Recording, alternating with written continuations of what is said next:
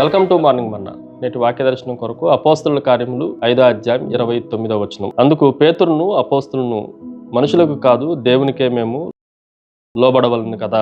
ఈ వాక్యంలో నుండి ఈ ఉదయకాల సమయంలో 4 ప్రాముఖ్యమైన సత్యాలు మనం గ్రహించాలి. Number 1, it is A authority, అధికారము. మేము మనుషులకు కాదు దేవునికే లోబడవలను అని పేతురు మిగిలిన వారందరూ సన్హెడ్రిన్ సభ ఎదుట వారు మాట్లాడిన మాటలు చాలా ధైర్యాన్ని మనకి జ్ఞాపకం చేస్తూ ఉన్నాయి. ఈరోజు లోక అధికారుల కన్నా కూడా మనం ఎక్కువగా లోబడవలసింది పరలోకపు అధికారానికి అన్న సత్యాన్ని మనం గ్రహించాలి. ఉదాహరణకి ట్రాఫిక్ సిగ్నల్స్ దగ్గర ఉన్నప్పుడు ఎవరైనా మనుషులు వెళ్ళిపోండి అని అంటే వెళ్ళటానికి అవకాశం ఉంది. కానీ అక్కడ పోలీస్ అధికారి మన లాగమంటే ఆగిపోవాలి. అక్కడ ఉన్న మనుషులందరికీ కూడా ఆ అత్యధికమైన అధికారం ఎవరికి ఉందంటే ట్రాఫిక్ ఎస్ఐకి ఉన్నట్లుగా భూమి మీద ఉన్న అధికారాలన్నిటికన్నా కూడా పైన అధికారము దేవుడిది. కాబట్టి దేవునికి వ్యతిరేకంగా ఎప్పుడైనా చట్టాలు కానీ ఏదన్నా ఆజ్ఞలు కానీ పాస్ అయినప్పుడు పరలోకపు అధికారానికే మనం లోబడాలి అని పేతురు ద్వారా మనం నేర్చుకోవాలి. రెండో విషయాన్ని మీకు జ్ఞాపకం చేస్తాను. ఇట్ ఈజ్ ఏ అష్యూరెన్స్, అభయము. ఈ మాటను కూడా మనం జాగ్రత్తగా ఆలోచన చేస్తే దేవుని మాటకి లోబడటం వలన దేవుడే సమస్తము వాళ్ళని పట్టించుకొని శ్రద్ధ వహించేవాడు అన్న విషయాన్ని పేతురు గ్రహించినట్లుగా దేవుని వాక్యంలో నుండి మనం ఆలోచన చేయాలి.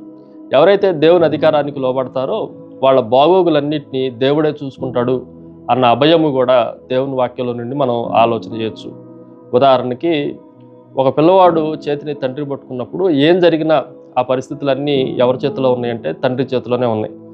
మనము పరలోకపు అధికారానికి లోబడినప్పుడు భూమి మీద ఎటువంటి సంఘటనలు జరిగినా అది దేవుడు మనల్ని సంరక్షిస్తాడు అని సన్హెడ్రిన్ సభ ఎదుట వారు ఎక్కువ ఆలోచించకుండా ధైర్యంగా చెప్పడానికి కారణం ఏంటి అని ఆలోచన చేస్తే దేవుని యొక్క అభయమే అన్న విషయాన్ని మనము ఆలోచన చేయాలి. మూడో విషయాన్ని మీకు జ్ఞాపకం చేస్తాను. ఇట్ ఈజ్ ఏ అప్రూవల్, అంగీకారము. ఈ మాటను కూడా మనం జాగ్రత్తగా ఆలోచన చేస్తే దేవుడు ఆయన మనకిచ్చిన ప్రతి పనిని, దేవుడు మనకు అప్పగించిన పరిచర్యను, దేవుడు మనల్ని ఎంచుకున్న విధానాన్ని బట్టి ఆయన అప్రూవల్ ఇచ్చిన తర్వాత, అంగీకారాన్ని మనము పొందుకున్న తర్వాత భూ సంబంధమైన ఏ ఒత్తిళ్ళకి మనం లొంగిపోవాల్సిన అవసరం లేదు అని దేవుని వాక్యం మనకి ప్రస్ఫుటంగా తెలియజేస్తూ ఉంది. ఉదాహరణకి ఒక నటుడు, యాక్టర్ ఉన్నాడు అనుకుంటే అతని నటన అంతా అందరూ చూసిన తర్వాత ప్రేక్షకులు కుట్టే చప్పట్ల మీద ఆధారపడి ఉండదు.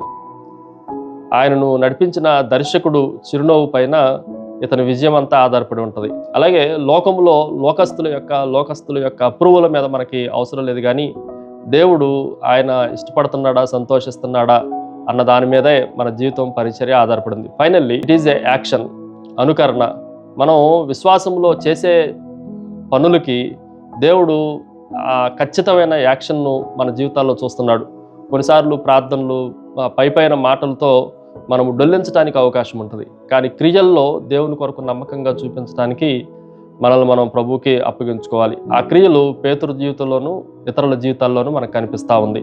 ప్రార్థన. సకలాశీర్వాదములకు కారణభూతుడగు తండ్రి, మరొకసారి పై అధికారానికి మేము సంపూర్ణంగా లోబడి తండ్రి, మీరిచ్చిన అప్రూవల్ ద్వారా, మీరిచ్చిన తండ్రి నిర్ణయాల ద్వారా మా జీవితాల్లో మా యాక్షన్స్ అన్నిటినీ, మా చర్యలన్నింటినీ మేము కలిగి ఉండటానికి మీరే సహాయం చేయమని యేసు నామమున అడిగి వేడుకుంటున్నాం తండ్రి. ఆమెన్. God bless you.